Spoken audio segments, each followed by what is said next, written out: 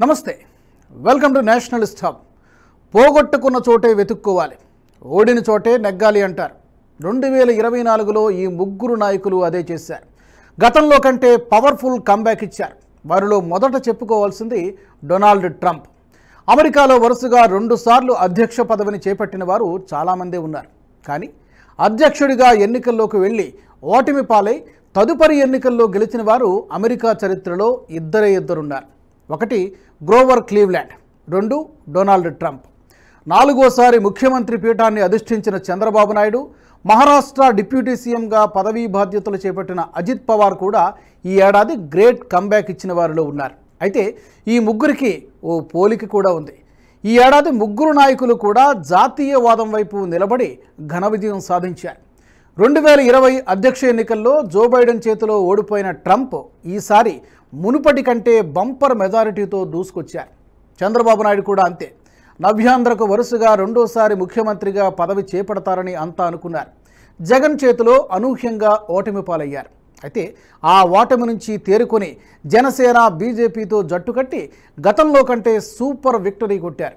ఇక అజిత్ పవార్ విషయానికి వస్తే బాబాయ్ శరద్ పవార్ చేతిలో భంగపడినప్పటికీ తరువాతి ఎన్నికల్లో మహాయుతిలో చేరి విజయం సాధించారు. ముందుగా డొనాల్డ్ ట్రంప్ గురించి చెప్పుకుందాం. నిజానికి 2020 ఎన్నికల్లో ట్రంప్ విజయం సాధిస్తారని అంతా అనుకున్నారు. ప్రీ పోల్ సర్వేలు, ఎగ్జిట్ పోల్ సర్వేలు ట్రంప్ గెలుపునే సూచించాయి. అయితే అనూహ్యంగా విజయం బైడెన్ను వరించింది.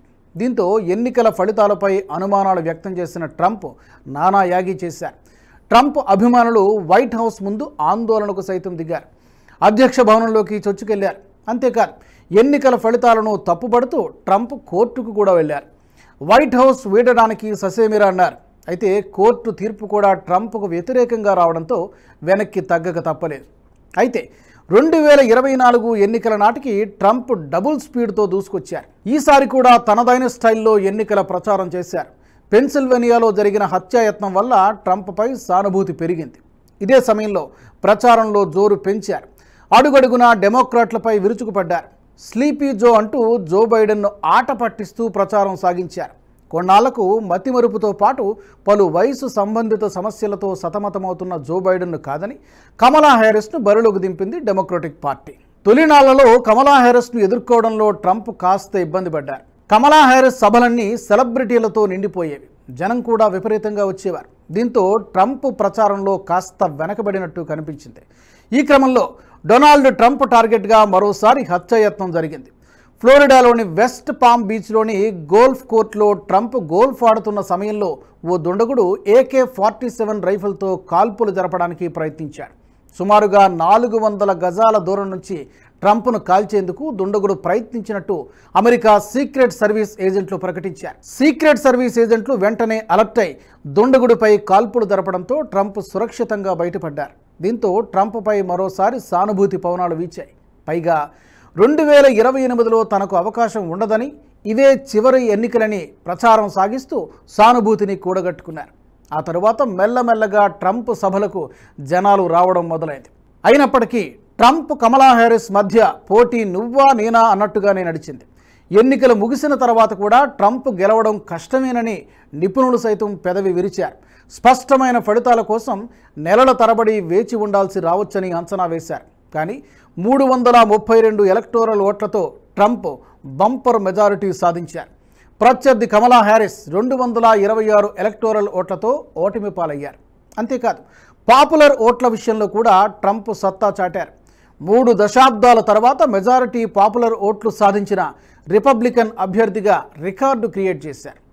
1988లో సీనియర్ బుష్ తర్వాత మెజారిటీ పాపులర్ ఓట్లు సాధించిన రిపబ్లికన్ ట్రంప్ మాత్రమే.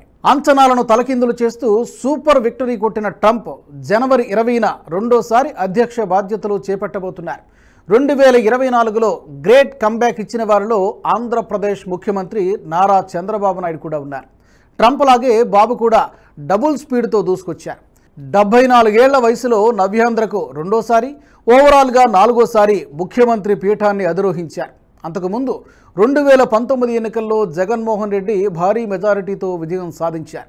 175 అసెంబ్లీ స్థానాలకు గాను వైసీపీ 151 స్థానాల్లో విజయం సాధించింది. అటు లోక్సభ ఎన్నికల్లో కూడా 25 సీట్లలో 22 స్థానాలను కొల్లగొట్టింది. టీడీపీ కేవలం 23 అసెంబ్లీ స్థానాలు, 3 లోక్సభ స్థానాల్లో మాత్రమే విజయం సాధించింది. మంగళగిరి నుంచి పోటీ చేసిన చంద్రబాబు కుమారుడు నారా లోకేష్కు కూడా ఓటమి తప్పలేదు. 1982లో పార్టీ ఏర్పాటు చేసిన తర్వాత ఎన్నడూ ఎదురు కానంత ఘోర పరాభవాన్ని 2019లో టీడీపీ మూటగట్టుకుంది. ఆ ఓటమి చంద్రబాబులోని రాజకీయ చతురతను తట్టిలేపింది. రెట్టించిన స్పీడుతో దూసుకొచ్చిన బాబు మొన్నటి ఎన్నికల్లో వైసీపీని దాదాపు నామరూపాలు లేకుండా చేశారు. 2021లో తనను ఘోరంగా అవమానించిన వైసీపీతో తాను మళ్లీ సీఎంగానే అసెంబ్లీలో అడుగు పెడతానని, అప్పటి వరకు అసెంబ్లీ గడప తొక్కనని శపథం చేశారు.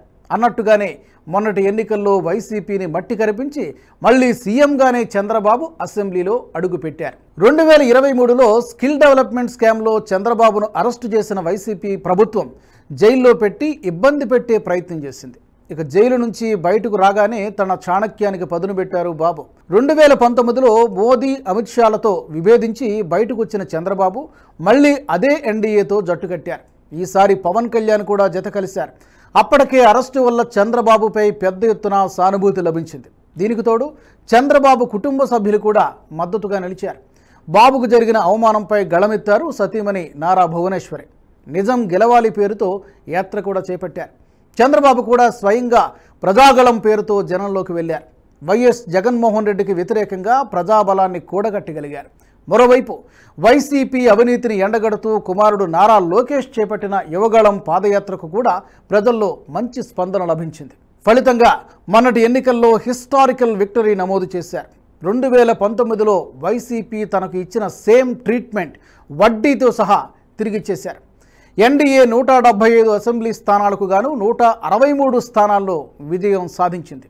అలాగే 25 లోక్సభ స్థానాలకు గాను 21 చోట్ల గెలుపొందింది. 144 అసెంబ్లీ స్థానాల్లో పోటీ చేసిన టీడీపీ 135 చోట్ల జయకేతనం ఎగురవేసింది.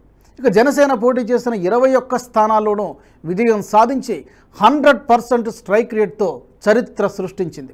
బీజేపీ కూడా 10 స్థానాలకు గాను 8 స్థానాల్లో విజయం సాధించింది. ఈ ఘన విజయంతో చంద్రబాబు 4వసారి ముఖ్యమంత్రిగా బాధ్యతలు స్వీకరించారు. ఘోర అవమాన భారంతో అసెంబ్లీలో చంద్రబాబు ప్రమాణ స్వీకారానికి కూడా వైఎస్ జగన్ హాజరు కాలేదు. ఇక ఈ ఏడాది పడిలేచిన కెరటంగా చెప్పుకోవాల్సిన మరో నేత అజిత్ పవార్. 2019 మహారాష్ట్ర ఎన్నికల్లో ఎన్సీపీ యూపీఏలో భాగస్వామిగా ఉన్నప్పటికీ బీజేపీ శివసేన వివాదం తరువాత బాబాయ్తో విభేదించి ఎన్డీఏ వైపు నిలబడ్డారు అజిత్. దేవేంద్ర ఫడ్నవీస్కు డిప్యూటీగా ప్రమాణ స్వీకారం కూడా చేశారు.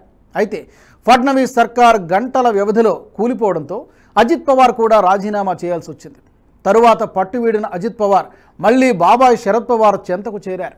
ఆ తర్వాత ఉద్ధవ్ ఠాక్రే నేతృత్వంలో మహావికాస్ అఘాడీ సర్కార్ ఏర్పడింది. అయితే 2022 జూన్లో ఏక్నాథ్ షిండే ఉద్ధవ్ ఠాక్రేపై తిరుగుబావుట ఎగురవేశారు.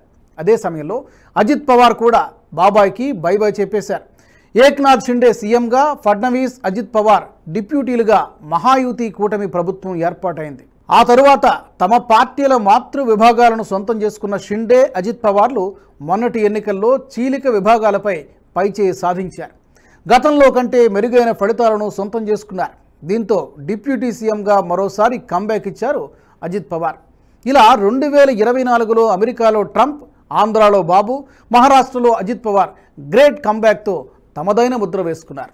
ఈ వీడియో మీకు నచ్చినట్టయితే లైక్ చేయండి, 10 మందికి షేర్ చేయండి. అలాగే కామెంట్ల రూపంలో మీ అభిప్రాయాలను మాతో పంచుకోండి. Nationalist hub group of channels ను సబ్స్క్రైబ్ చేసుకుని తెలుగునాట జాతీయవాద జర్నలిజాన్ని ప్రోత్సహించండి. ఈ వీడియో కింద ఉన్న బెల్ ఐకాన్ పై క్లిక్ చేయడం మర్చిపోవద్దు.